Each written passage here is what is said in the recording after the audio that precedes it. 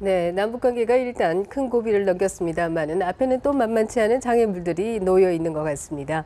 예, 남북관계의 대중 대미관계까지 한반도 주변국들 사이 분위기가 복잡하게 얽히고 있습니다. 어떻게 풀어가야 할지 짚어보겠습니다. 네, 오늘 두 분 모셨는데요. 송영선 전 의원, 김근식 경남대 교수 이렇게 두 분 모셨습니다. 어서 오십시오. 네. 안녕하세요.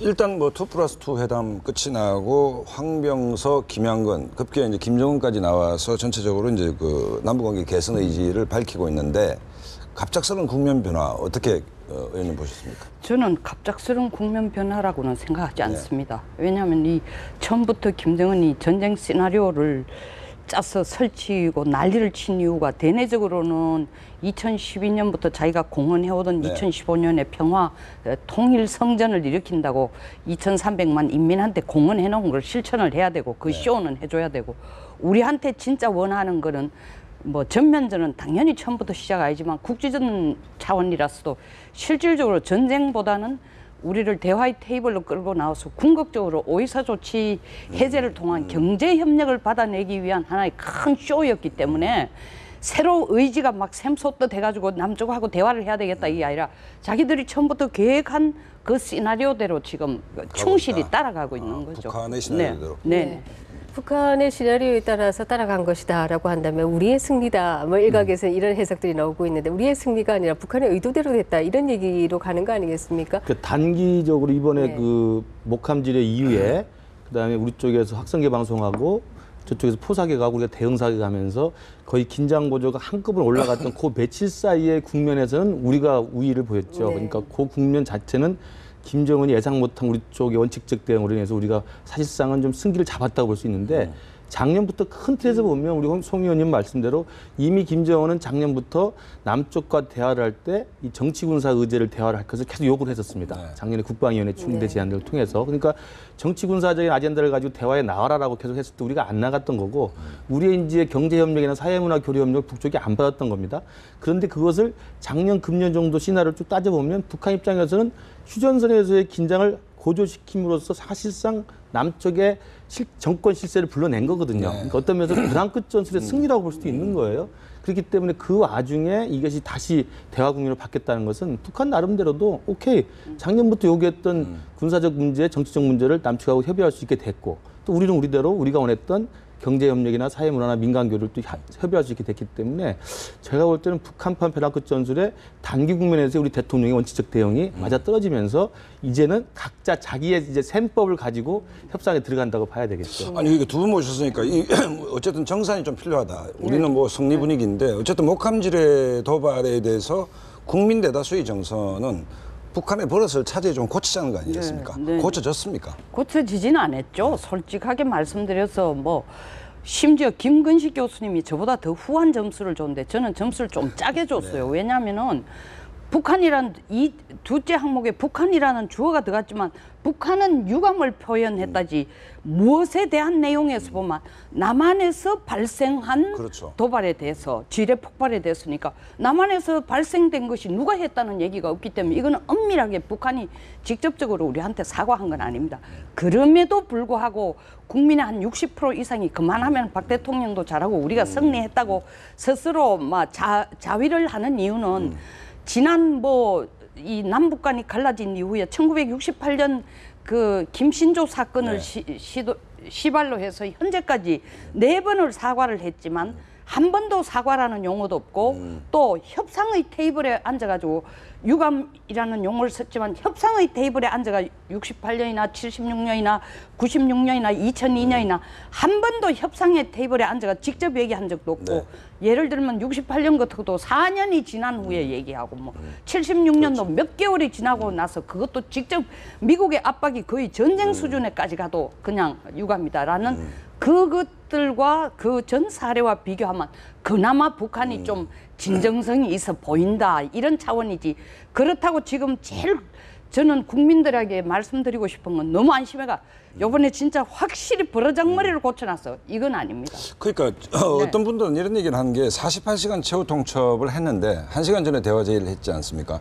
우리가 48시간을 넘기고 응했으면 어떻게 됐을 것인가 이제 아쉬움을 얘기하는 분들도 또 있고 또 한 분은 우리가 이번에 한번 두세 번 박차고 나오는 어떤 그 결기를 좀 보여줬으면 어땠을까 하는 그런 아쉬움을 얘기하는 분들이 있더라고요. 뭐 어떻게 보십니까? 그게 이제 사실 노름판의 포커판이라는 것이 그게까지 뺀티어라면 어떻게 될지 아무도 모르는 건데요.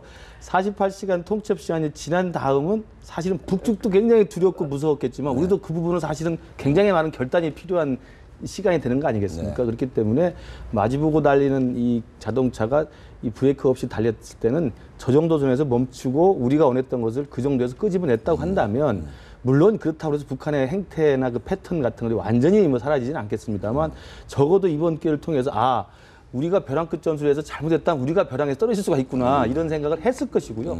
그리고 그 차제에 나와서 아까 지금 말씀하신 것처럼 북한이 사과에는 굉장히 인색하고 또 유감 표명을 몇 번 한 사례가 있지만 남쪽 당국자와 북쪽 당국자가 북한이 공식적으로 부인한 도발 사건을 핵심에 놓고 협상을 벌이고 그것을 공식 문구에 넣은 건 처음이란 말이에요. 그러니까 그런 면에서는 북한도 잘못했다간 나도 굉장히 이제는 피곤할 수 있다 이런 걸 분명히 깨달은 건 맞습니다. 그래서 그런 측면에서 본다면 첫 시작이 미미하긴 하지만 향후에 북한의 도발에 대해서는 우리 쪽이 이제 이것을 발판으로 삼아서 더 진전시킬 수가 있기 때문에 나름대로 성과라고 볼 수가 있죠. 네. 그 앵커님이 방금 하신 말씀이 우리도 지나고 나 뒤에 조금 저 줄을 땡기지 싶은 생각이 저도 그 아쉬움이 왜 남느냐 하면은 8월 22일이 북한의 성군절 기념일인데 그 성군절이라는 게 북한에서 김정일 때도 그 성군절을 국경일로 만들자 했다가 못 만들었지만 사실 성군절이라는 게 유경수 105 탱크단이 6.25 전쟁이 터지자 말자 4월 후에 서울을 와서 완전히 쑥대밭을 만든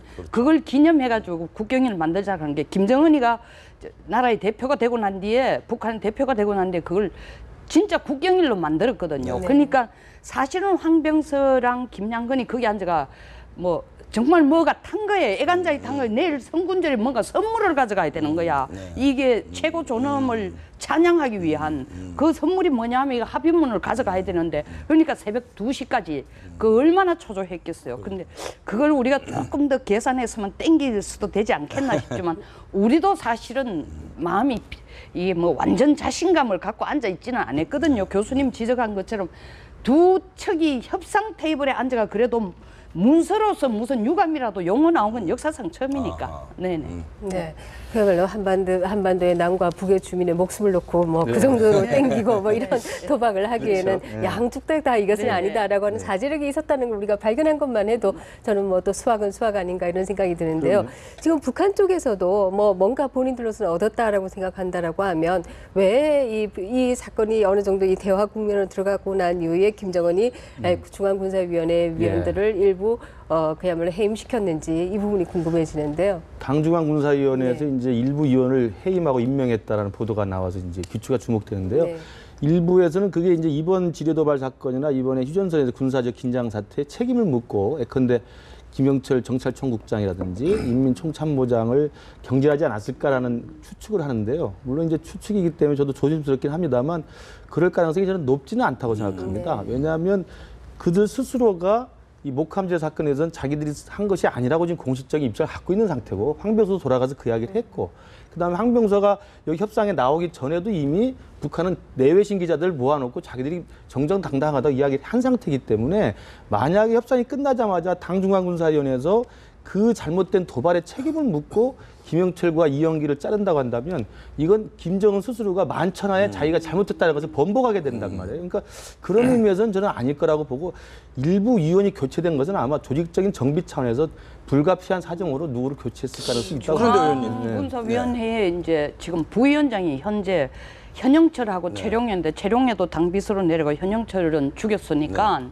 사실은 지금 잠깐 이영길이 올라가 있지만 군사 부위원장은 두 사람이라 해야 되거든요. 그리고 실제로 군사위원하고 위원장, 부위원장 다 합쳐가 항상 20명을 기본으로 하는데 지금 군사위원회도 숫자가 좀 비어있는 데가 있어요. 그 변인선도 또 사실은 숙청당하고 이러니까 그 자리 메꾸는 그런 작업일 수준이다. 저도 김 교수님하고 절대 동감인 게 정말 이게 숙청 수준이라 하면은 김영철과 이영기를 봐야 되는데 내가 김정은이라면 머리가 돌머리가 아니라 하면 지금 바로 김영철을 해임할 가능성은 없다. 근데 이게 중앙군사위원회가 우리 NSC 이제 대꾸로 최근에 이제 좀 회의하는 장면이 보도됐는데 김정일 때는 거의 무력화돼 있는. 예, 김정일 때는 그게 따로 키울 필요가 없었는 네. 게 김일성 때 주석이라는 타이틀로 자기가 유일영도 체제를 완전히 72년부터 주석이라는 명칭을 가지면서 다 권한을 잡았는데 김정일 때는 자기 아버지가 끝까지 주석 자리를 자기 아버지한테 주면 영원한 주석하고 난데 가지고 있는 타이틀 5개 중에 그 다음에 두 번째로 택한 게 군위원장, 국방위원장을 했거든요. 근데 김정일이 죽고 난 뒤에 김정은이가 아버지를 할아버지는 주석, 아버지는 국방위원장인데 자기가 그 자리 못 밀어내니까 희한하게 또 제1위원장 했어요. 그러니까 국방위원장은 절대적인 아버지의 영원한 명함이에요. 그러다 보니까 자기가 국방 1위원장이라는 이름을 얹어놓고도 이 공산주의 사회에서는 중앙군사위원장이 우리 시진핑이가 지금 저렇게 막강한 게 중앙군사위원장이거든. 네. 제일 파워풀한데 실질적으로 1위원장이라는 걸 갖다 붙여놔니까 이 중앙군사위원회를 활용해가 자기 파워를 좀 확고히 하기 위해서 2010년부터 이 중앙군사위원회를 굉장히 활성화시키고 있는 거예요. 네. 그러니까 이제 예전에는 이제 네. 국방위원장 자격으로 김정일이 통치했잖아요. 그러니까 김정일의 국방위원장은 사실은 헌법상 나와 있는 국가기관입니다. 그러니까 국가기관인데 사실은 유명무실한 거죠. 그냥 형식만 있는 거고 실제로 이제 북한이 왜 당의 중앙군사위원회가 가장 강력한 무력기관을 통솔하는 기관이냐면 사회주의 국가에서 군은 우리랑 달리 우리는 국군이잖아요. 네. 사회주의 국가는 당의 군대입니다. 그렇죠. 당의 군대이기 때문에 당의 중앙군사위원회가 군에 대한 최고의 통솔을 받고 있는 거죠. 그러니까 예전에 근데 이제 김정일은 자기가 이제 비서 직할 통치를 하고 국방위원장 명함을 하면서 그때는 당 중앙군사위원회 그냥 당 군사위원회였는데 굉장히 유명무실했어요. 회의도 잘 안 했는데 지금 김정은 시대 들어와서 의원님 말씀대로 당 중앙군사위라는 것을 확고하게 당의 우위로 명칭을 잡고 또 실력을 잡아서 오히려 당 중앙군사위원회가 국방위원회를 통해서 또 당 중앙군사위원회가 인민군 총참모부를 통해서 군을 직접 통과하는 걸로 돼 있기 때문에 이번에 이제 사태가 긴박하게 들어갈 때는 당중앙군사위원회의 결정과 그 의견 의지 가장 중요하다고 봐야 되겠죠. 네, 어쨌든 뭐 대결의 국면에서 이제 대화의 국면으로 국면이 전환되었는데요. 오는 7일부터 이산가족 상봉을 위한 실무 접촉이 시작된다고 하는데요. 사실 우리가 또 걱정이 있지 않습니까? 뭐 기쁘게 생각하지만 과연 거기에서 회담은 잘 될 것이냐, 또 그동안에 뭐 금강산이나 오이사 조치나 이런 것들도 들고 나와서 또 뭐 합의가 잘 이루어지지 않으면 어떡할까, 뭐 이런 여러 가지 걱정이 있는 게 사실인데 어떻게 예상하고 계십니까? 저는 이번 이산가족 상봉 모임에서는 북쪽이 오이사 조치나 금강산 해제, 금강산 관광은 들고 안 나올 것 같습니다. 네. 왜냐하면 우리 거의 감을 충분히 잡았기 때문에 박 대통령이 그 선은 아직까지 아예 쳐다도 보지 마라라고 몇 번 얘기했기 때문에 그럼에도 불구하고 이산가족 이 상봉이 현재 우리의 실질적인 실무 차원에서 보면 추석 때는 거의 불가능하고 6만 명 리스트를 줬는데 그게 리스트만 준다는 게 아니라 생사 확인하고 그게 그렇죠. 또 교환이 되고 다시 실무회의를 해야 되니까 현실적으로 이게 가능한 게 10월 중순쯤은 돼야 가능하단 말입니다. 근데 10월 중순쯤 되면서 이산가족 상봉을 하려고 하면 김정일이 10월 10일 행사하면서 뭐 미사일도 한번 싹 쏘고 뭐 핵실험 가지고 폼도 잡고 싶은데 이산가족 상봉 회의를 이걸 회담을 해야 되고 이걸 성사를 시켜야 그 다음부터 우리한테 남북 민간 협력이라도 좀 받아낼 건덕지를 만드는데 거짓 하면 끝나니까 이 김정은으로서는 이산가족 상봉에 대해서 저는 굉장히 나름대로 목을 걸고 우리로서는 전략적으로 타이밍이 지금인 게 굉장히 좋은 게 요번 저는 10월 10일에는 미사일이나 핵 같은 게 발사를 안 할 개연성이 상당히 높지 않을까 이렇게 네, 생각합니다. 굉장히 근데, 중요한 예. 지적이시네요. 그렇게 보십니까? 저도요. 그러니까 네. 이산가족 상봉 일단 탄력을 받은 것 같아요. 그러니까 일단은 이 8.25 합의에 대해서 우리 측도 뭐 굉장히 협상의 동력을 강조를 하고 있지만 북측이 가서 지금 그 황병서나 김양은뿐만 아니라 최고 지도자라고 할 수 있는 김정은이가 그것도 당중앙 준성시 상태를 선포했던 당중앙군사를 다시 열어서